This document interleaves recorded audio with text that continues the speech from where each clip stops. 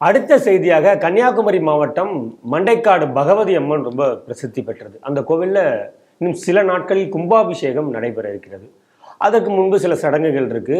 கொஞ்சம் கோவில் பக்கத்தில் இருக்கக்கூடிய இடத்துலேருந்து புனித நீரை கொண்டு வரணும். அப்போ கொண்டு வரும்போது கொட்டு அடிச்சுக்கிட்டே கொண்டு வரணும். அதற்கு அங்கே இருக்கக்கூடிய காவல்துறை எதிர்ப்பு தெரிவிச்சிருக்கு. கொட்டுலாம் அடிச்சுட்டு நீங்கள் வரக்கூடாது அப்படின்னு சொல்லிட்டு இந்து முன்னணி வழக்கம் போல களத்தில் குதிச்சு போராட்டத்தை முன்னெடுத்திருக்கு. அப்படிங்கிற செய்திகள்லாம் வந்துட்டு இருக்கு. அது இப்போது அதனோட ஸ்டேட்டஸ் என்ன, என்ன பிரச்சனை, இந்த செய்தி எப்படி பார்க்குறீங்க? மண்டைக்காடு இது ஏற்கனவே மண்டைக்காடுன்னா எல்லாருக்குமே தெரியும் அப்படின்னு. அந்த கலவரமே எதனால் நடந்தது அப்படிங்கிறோம். இந்து பெண்கள் அங்கே குளிக்கப்படும் கடற்பகுதி பகுதியில் அவங்களுக்கு எதிராக பாலியல் கொடுமை நடந்தது. அதை எதிர்த்து தான் மிகப்பெரிய துப்பாக்கி சூடு நடந்தது. அப்புறம் இந்துக்களுக்கும் அவங்களுக்கும் மிகப்பெரிய போராட்டம் நடந்தது அப்படிங்கிறதெல்லாம் வரலாறு. இப்போ அதிலிருந்து பல ஆண்டுகள் கடந்து வந்தாச்சு. ஆனாலும் அந்த மாவட்டத்தை அதே ஆட்டிடியூட்லேயே வச்சுருக்கணும் அப்படின்னு ஆளும் தரப்பு நினைக்கிறதா, இல்லை அங்கே இருக்கக்கூடிய ஆயர்கள் நினைக்கிறார்களா, இல்லை அந்த ஆயர்கள் சொல்வதை கேட்டுக்கொண்டு செயல்படக்கூடிய போலீஸ் நினைக்கிறதா?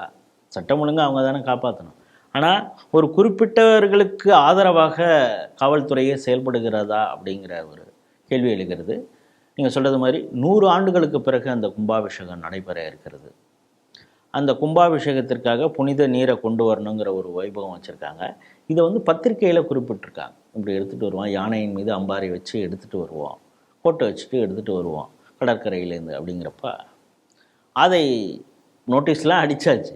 ஆனால் திடீர்னு அதை நீங்கள் கொட்டை அடிச்சுட்டு வரக்கூடாது, யானையில் கொண்டு வரக்கூடாது அப்படின்லாம் சொல்லி நீங்கள் சொன்னது மாதிரி அங்கே இருக்கக்கூடிய இந்துத்துவ அமைப்புகள்லாம் போராட்டத்தில் குதிச்சதுக்கப்புறம் வேறு வழி இல்லாமல் சமாதான பேச்சுவார்த்தை இதெல்லாம் நடந்து பிறகு அர்ச்சகர் அங்கே போத்தின்னு சொல்லுவாங்க அவங்களும் ப்ளஸ் ஒரு அறநிலையத்துறை சார்ந்தவர்கள் அதிகாரிகள் ஒரு சில பேர் ஒரு 20-25 பேரோட அந்த தண்ணியை கொண்டு வந்திருக்காங்க. வேறு வழி இல்லாமல், ஏன்னா இவங்களுடைய போராட்டம் அடுத்த கட்டமாக இந்துத்துவ அமைப்புடைய போராட்டம் அடுத்த கட்டத்திற்கு போகுங்கிற ஒரு அஞ்சு காவல்துறை, கன்னியாகுமரி காவல்துறை வேறு வழி இல்லாமல் ஒத்துன்ருக்கு அப்படிங்கிறது பார்க்குறோம்.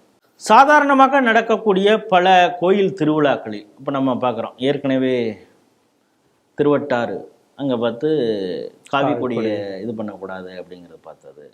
அப்புறம் தேரோட்டத்தின் போது சில பிரச்சனைகள் வந்தது.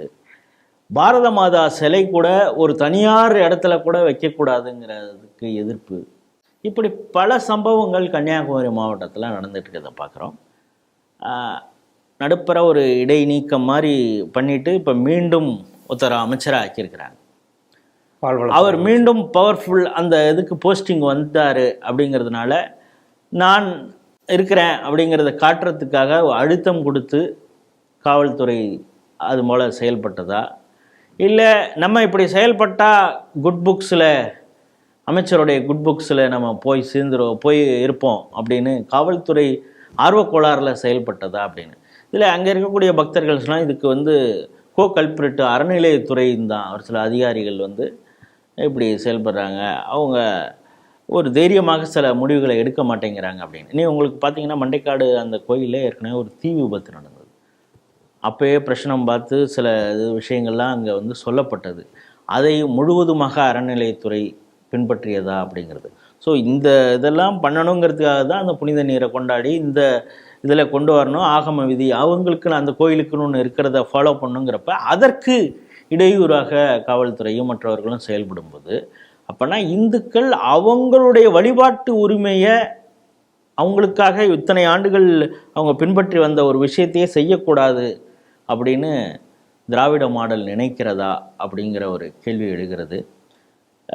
இப்போ பார்க்குறோம், ஏற்கனவே செய்திகள் சிந்தனைகளில் பேசியிருக்கிறோம். புதுக்கோட்டை மாவட்டத்தில் ஒரு கோயில் திருவிழாவில் ஜாதி மோதல் அப்படின்னாங்க. பிறகு காவல்துறை என்ன சொல்லுது, இல்லை அவன் போதையை போட்டுட்டு போனதுனால அவர் இந்த கொலை நடந்தது அப்படின்னு. அதற்கு தான் சீமான் கேட்டார், போதையை போட்டு கொலை நடந்தால் பரவாயில்லையா அப்படின்னு. நம்ம தொடர்ச்சியாக பார்க்குறோம். ஸோ இந்த கோயிலில் இந்த பிரச்சனை இப்போ நாளை நமக்கு என்ன ஒரு அச்சம் வருதுன்னா, கோயில் திருவிழா நடந்தால் கொலை நடக்கும், அதனால் இனிமேல் திருவிழாங்கிறதே ஒன்று வேண்டாம், கோயிலுக்குள்ளாரையே ப்ரிமிசஸ்குள்ளாரையே ஒரு சின்ன லெவலில் பூஜையை முடிச்சுட்டு பண்ணிடலாம் அப்படிங்கிற ஒரு முடிவுக்கு வர போகிறாங்களா. அப்புறம் 2 ஜாதிகளுக்கு இடையே கோயிலில் உள்ளே போகிறதுல பிரச்சனை அப்படின்னு சொல்லி மேல்பாதியில் கோயிலை போட்டு இது போல் ஏதோ ஒரு பிரச்சனையை காரணம் காட்டி இந்துக்களுடைய வழிபாட்டு உரிமையை தடுக்கப்படுகிறதா அந்த எண்ணத்தோடு இந்த திராவிட மாடல் செயல்படுகிறதா அப்படிங்கிற கேள்வி தொடர்ச்சியாக இந்துக்களுக்கு வந்து கொண்டே இருக்கிறது. அதை மேலும் வலுப்படுத்தும் விதமாக நடக்கும் சம்பவங்களை தான் நம்ம பார்க்குறோம். அப்படிப்பட்ட ஒரு சம்பவம் தான் இந்த மண்டைக்காடு சம்பவம் பார்க்குறோம். ஏற்கனவே ஹிஸ்ட்ரி இருக்குது. அதனால் ஒரு அமைதியாக இருக்கக்கூடிய மாவட்டத்தில் மீண்டும் அந்த ஒரு பதற்றத்தை ஏற்படுத்த ஆளும் அரசு அவர்களுக்கு கீழே இருக்கக்கூடிய காவல்துறை ஏன் செயல்படுகிறது அப்படிங்கிறது தான் தெரியல.